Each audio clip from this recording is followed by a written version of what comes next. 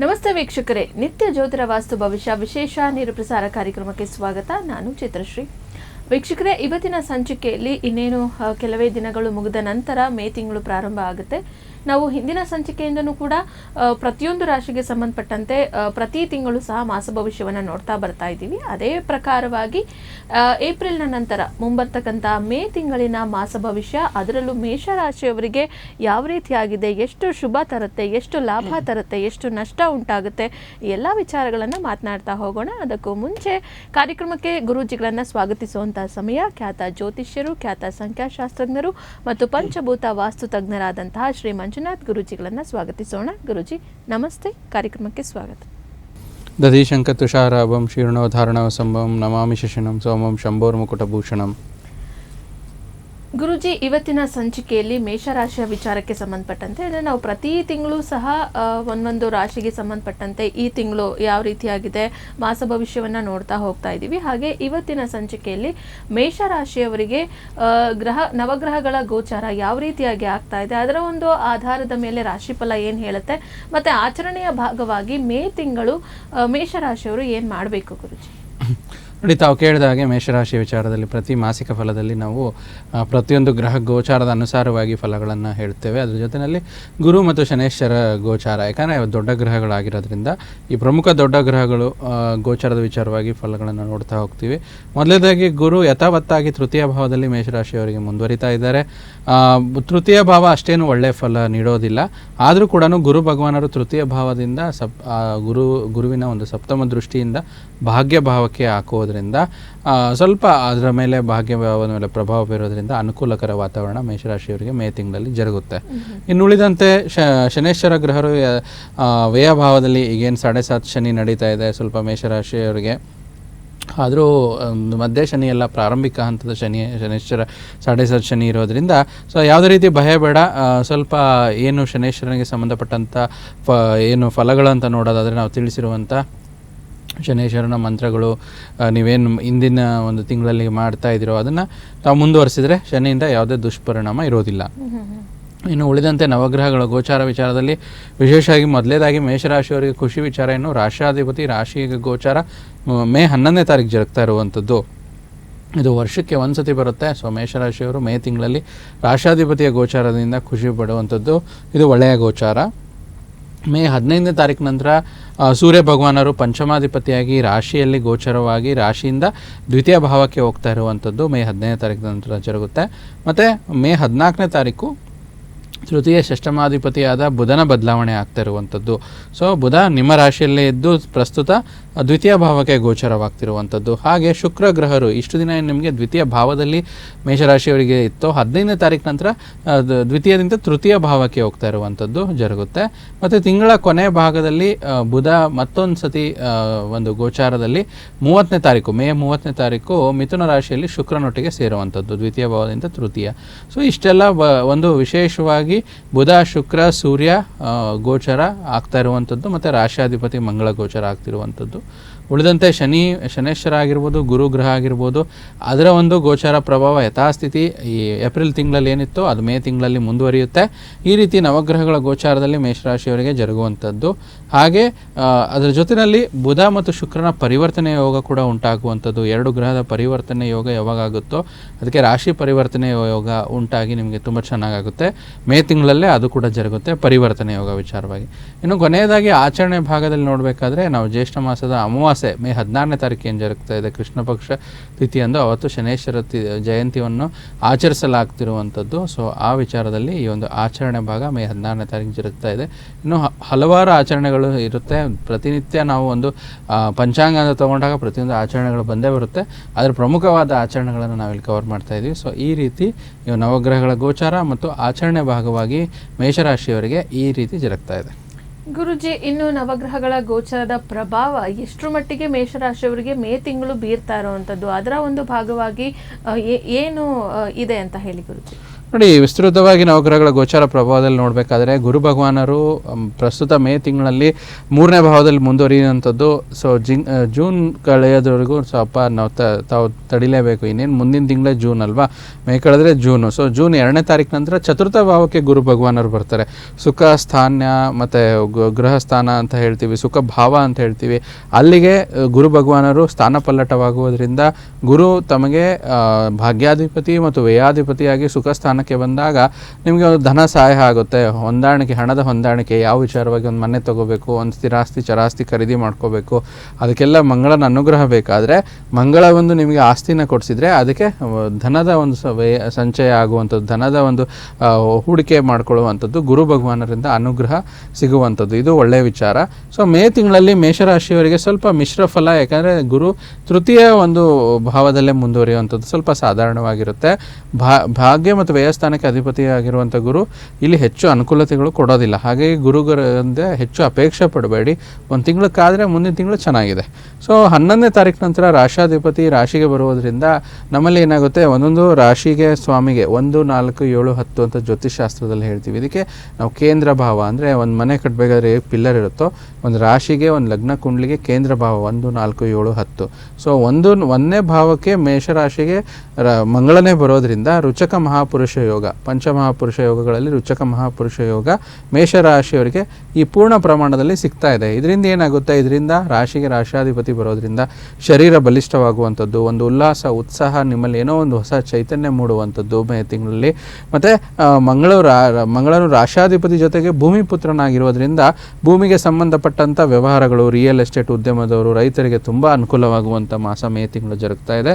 ಮತ್ತು ಹೇಗೆ ಗುರುವಿನಿಂದ ನಾನು ಅವಾಗಲೇ ತಿಳಿಸಿದೆ ನಿಮಗೆ ಜೂನ್ ತಿಂಗಳಲ್ಲಿ ಜೂನ್ ತಿಂಗಳಲ್ಲಿ ಹಣದ ಅನುಕೂಲ ಆಗುತ್ತೋ, ಆದರೆ ಮಂಗಳನಿಂದ ಈ ಒಂದು ಮೇ ಮಾಸದಲ್ಲಿ ನೀವು ಒಂದು ಸೈಟ್ ಸೋರ್ಸ್ ಮಾಡಿಡೋದು, ಸೈಟನ್ನು ನೋಡಿಡುವಂಥದ್ದು, ಭೂಮಿ ತಗೊಳ್ಳೋದಕ್ಕೆ ಒಂದು ಪ್ರಾಪರ್ಟಿಗಳನ್ನು ಗುರುತಿಸುವಂಥದ್ದು, ಈ ರೀತಿ ಎಲ್ಲ ಒಳ್ಳೆ ವಿಚಾರಗಳು ಜರುಗುತ್ತೆ.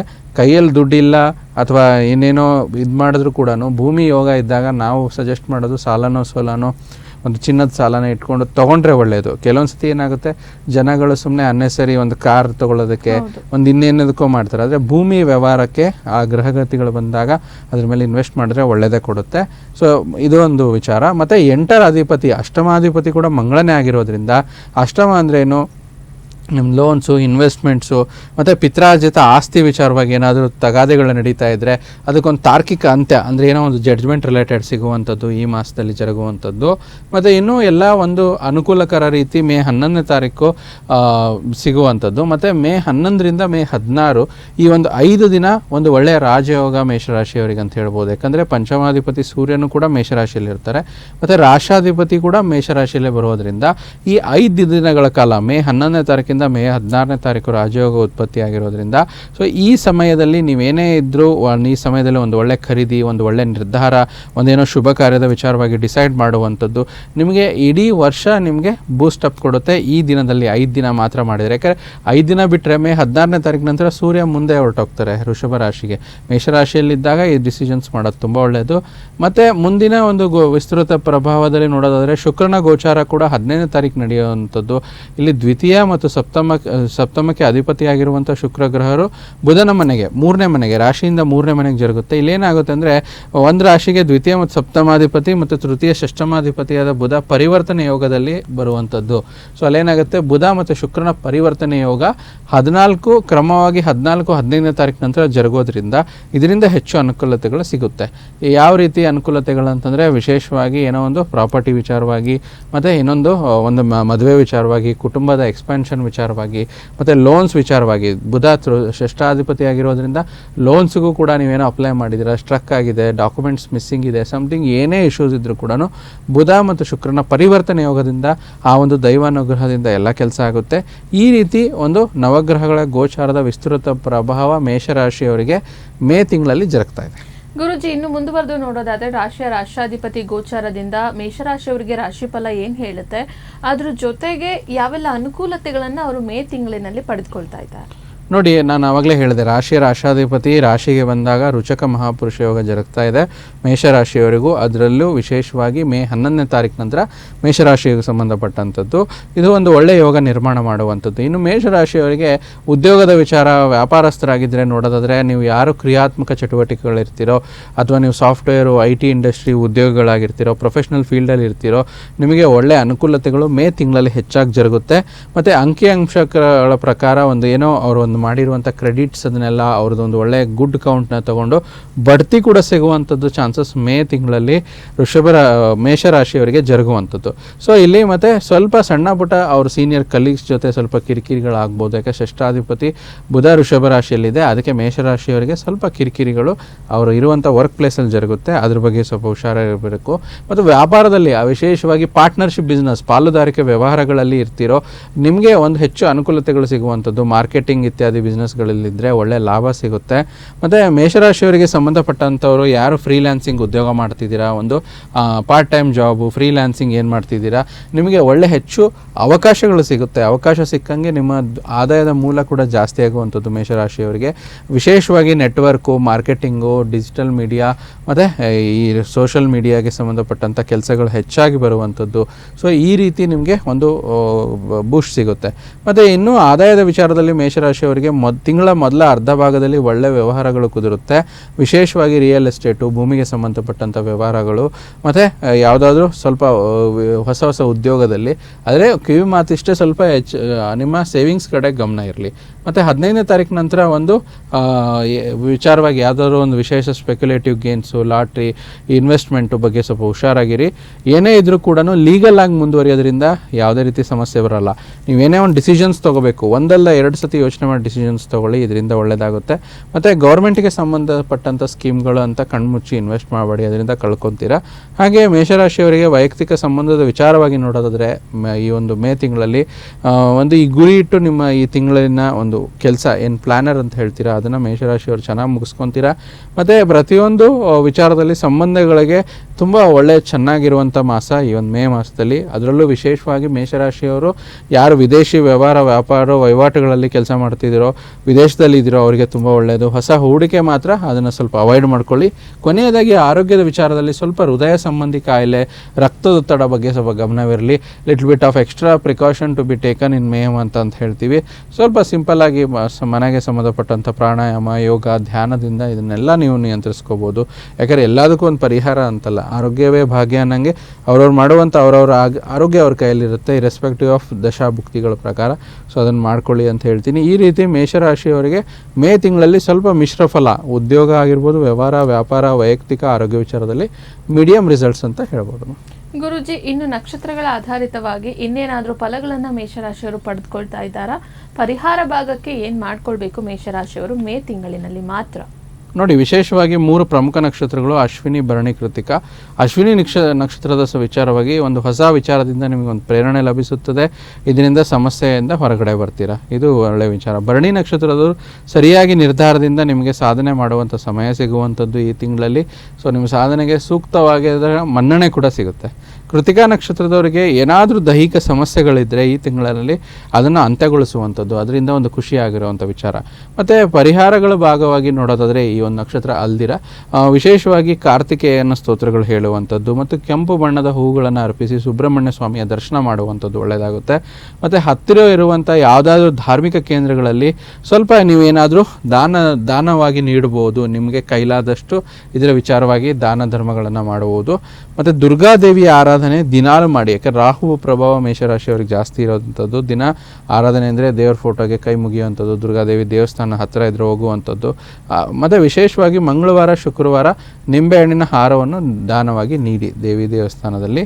ಈ ರೀತಿ ಮಾಡ್ಕೊಂಡು ಹೋಗಿ. ಕೊನೆಯದಾಗಿ ಸೂಚನೆ ಅಂತ ನೋಡೋದಾದರೆ ಸ್ವಲ್ಪ ಸೂರ್ಯಾಸ್ತದ ನಂತರ ಮನೆಯ ಹೊರಗಡೆ ಆದಷ್ಟು ತುಪ್ಪದ ದೀಪವನ್ನು ಒಂದು ಹಚ್ಚುವಂಥದ್ದು ತುಂಬ ಒಳ್ಳೆಯದು. ಈ ರೀತಿ ಫಾಲೋಅಪ್ ಮಾಡಿದ್ರೆ ಮೇಷರಾಶಿಯವರಿಗೆ ಈ ಒಂದು ತಿಂಗಳು ಮೇ ತಿಂಗಳು ಈ ರೀತಿ ಇದೆ. 100ರಲ್ಲಿ 70% ಒಳ್ಳೆಯ ಫಲಗಳಿರುವಂಥದ್ದು. ಏನು 30% ಗುರುವಿನ ಗೋಚಾರ ಪರಿಸ್ಥಿತಿ ಚೆನ್ನಾಗಿಲ್ಲ, 7.5 ಶನಿ ಮುಂದುವರಿತಾ ಇದೆ. ಅದಕ್ಕೆ ತಕ್ಕಂಥ ಒಂದು ಪರಿಹಾರಗಳನ್ನು ನೀಡಿದ್ದೀವಿ. ಅಷ್ಟು ಮಾಡಿಕೊಂಡ್ರೆ ಅವರಿಗೆ ಒಳ್ಳೆಯದು ಖಂಡಿತ ಜರುಗುತ್ತೆ. ನೋಡಿದ್ರಲ್ಲ ವೀಕ್ಷಕರೇ, ಮೇಷರಾಶಿಯವರು ಗುರೂಜಿಗಳು ತಿಳಿಸಿರುವಂಥ ಪರಿಹಾರವನ್ನು ಖಂಡಿತವಾಗ್ಲೂ ಮಾಡ್ಕೊಳ್ಳಿ. ಯಾಕೆಂದರೆ 7.5 ಶನಿ ಕೂಡ ನಡೀತಾ ಇರೋವಂಥದ್ದು ಮೇಷರಾಶಿಯವರಿಗೆ. ಪರಿಹಾರದಿಂದ ಕಂಪ್ಲೀಟ್ ಆಗಿ ಕಮ್ಮಿ ಆಗುತ್ತೆ ಅಂತ ಹೇಳೋಕ್ಕಾಗದೇ ಇದ್ರು 50% ಆದರೂ ನಾವು ಪರಿಹಾರ ಭಾಗದಿಂದ ಏನಾದರೂ ಒಂದು ನಿರೀಕ್ಷೆಯನ್ನು ಇಟ್ಕೊಳ್ಬೋದು ಅಂತ ಹೇಳ್ತಾ ಇದ್ದೀನಿ. ಅದನ್ನು ನೀವು ಸಹ ಮಾಡ್ಕೊಳ್ಳಿ, ಒಳ್ಳೆಯದಾಗಲಿ. ಗುರೂಜಿ ಇಷ್ಟೊತ್ತು ಕೂಡ ನಮ್ಮ ಜೊತೆ ಇದ್ದು ಮೇಷರಾಶಿಯವರಿಗೆ ಯಾವ ರೀತಿಯಾದಂಥ ವಿಶೇಷ ಸೂಚನೆಯನ್ನು ಕೂಡ ಕೊಟ್ಟಿದ್ದೀರಾ, ಕಂಪ್ಲೀಟ್ ಮೇ ತಿಂಗಳಿನಲ್ಲಿ ಏನು ಮಾಡಬೇಕು, ಹಾಗೆ ಎಲ್ಲಿ ಲಾಭ ಪಡೆದುಕೊಳ್ತಾರೆ, ಎಲ್ಲ ವಿಚಾರಗಳನ್ನ ನಮ್ಮ ವೀಕ್ಷಕರಿಗೆ ತಿಳಿಸ್ಕೊಟ್ಟಿದ್ದಾರೆ ಗುರೂಜಿ. ಧನ್ಯವಾದಗಳು. ಸರ್ವೇ ಜನೋ ಸುಖಿನೋ ಭವಂತು, ಸಮಸ್ತ ಸನ್ಮಂಗಳಾನಿ ಭವಂತು. ವೀಕ್ಷಕರೇ, ಕಾರ್ಯಕ್ರಮವನ್ನು ಇಲ್ಲಿಗೆ ಮುಗಿಸ್ತಾ ಇದ್ದೀವಿ. ಮತ್ತೊಂದು ಸಂಚಿಕೆಯಲ್ಲಿ ಭೇಟಿಯಾಗೋಣ. ನೋಡ್ತಾ ಇರಿ ಪ್ರಗತಿ ಟಿವಿ, ಇದು ನಿಮ್ಮಿಂದ ನಿಮಗಾಗಿ.